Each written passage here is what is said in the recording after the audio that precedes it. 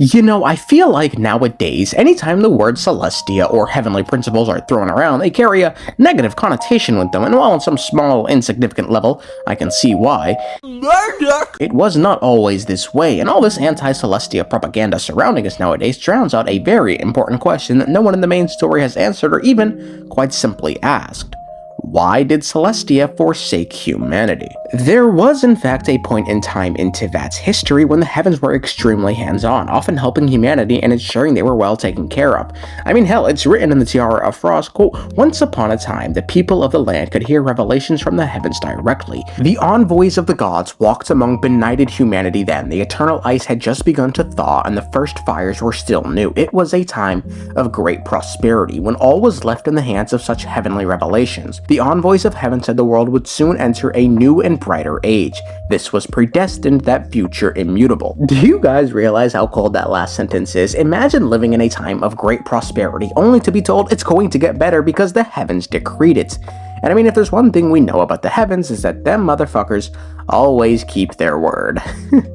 But seemingly over time, the relationship between humanity and Celestia devolved into something a little more toxic. But how did it come to this? To answer this question, we must go far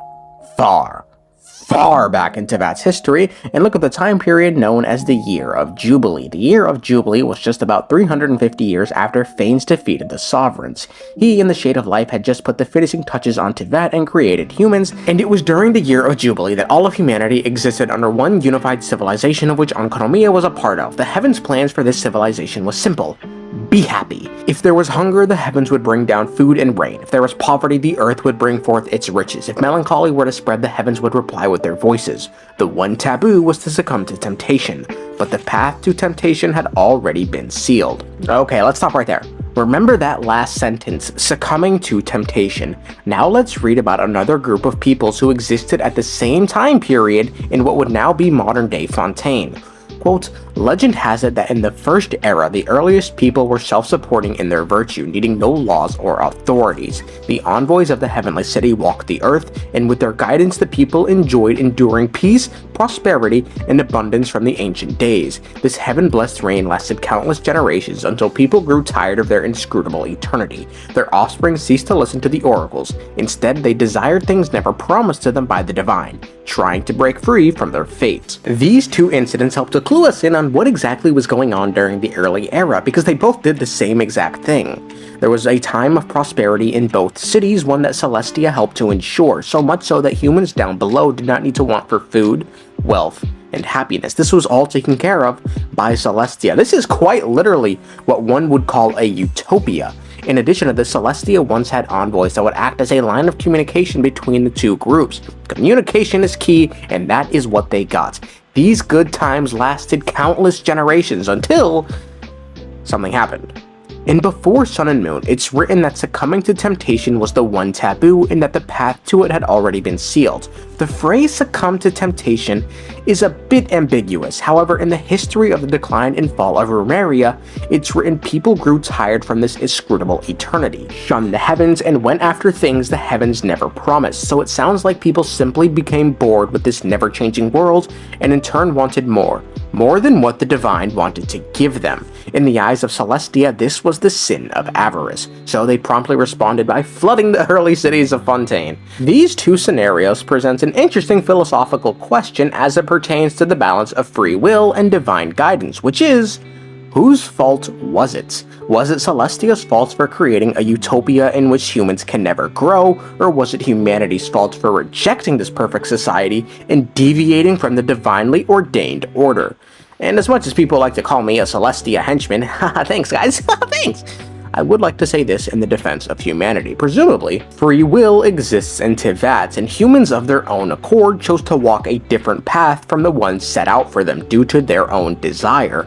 However, free will in Teyvat is a interesting topic, I guess we could say that, due to the existence of things like prophecies and the bastard tree that is Irminsul. I mean, take the Fontaine quest for instance. We believed we were acting in defiance of the prophecy using our own free will, only to later find out we've been working towards the prophecy the entire time. Nicole used a horrifying term to describe prophecies in Teyvat. She called them the history of the future. If this deterministic view of the worlds also includes things not prophesized, then free will does not exist in Teyvat. However, if this only includes things that are prophesized, then free will still does not exist in Teyvat. Because how then can one truly say they are acting of their own accord and not according to some unknown prophecy? And you can't simply say it's because you know when you don't know what you don't know, bro. This topic is fucking AIDS, man. However, the one thing that leaves me completely at a loss regarding this whole thing is the Traveler. He is a descender not bound by the laws of Teyvat, yet also acted in accordance with fate, which is interesting, given we know from Nahida that prophecies seem to come true because they're written into Irminsul. People often say that wisdom isn't about what you know, but knowing what you can change. It is beyond question that the prophecy was carved into Irminsul long ago. However, as a descender, we know he's not affected by things being removed from Irminsul, so why then is he affected by things being added to Irminsul? Anyway, I veered way off topic there. The point I was trying to make is this: should free will never have existed in Teyvat, and that means it was in accordance with fate that humans strayed the path and sought other things. And as such, Celestia are the ones who control fate. This is their fault. However, given Celestia's anger at humans shunning them and their general fear of humans breaking through this world, it seems like it wasn't really by some preordained occurrence that humans walked their own path, but rather as a result of their own, well, free will again. That word really has not much meaning in Teyvat, let's be honest. I just came full circle with this argument, however, and that is not good.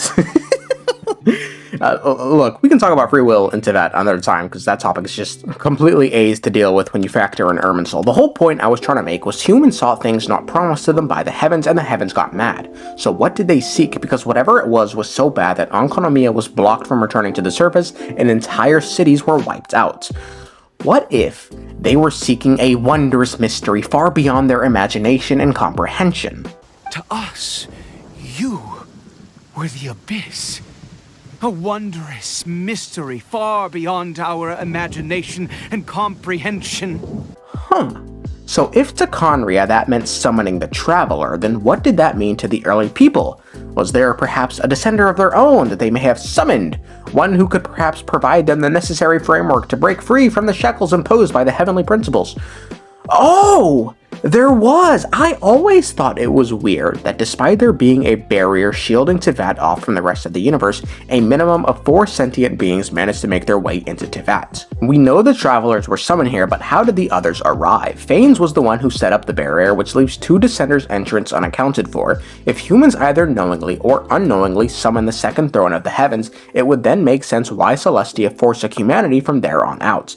Their actions would have led to a devastating war that not only left the Master of the Heavens severely wounded, but also inadvertently introduced forbidden knowledge into the world, which forever changed the complexion of Teyvat. But this is more of a gut feeling than anything, as there really isn't much backing it, and it still leaves questions about the third Descender unanswered.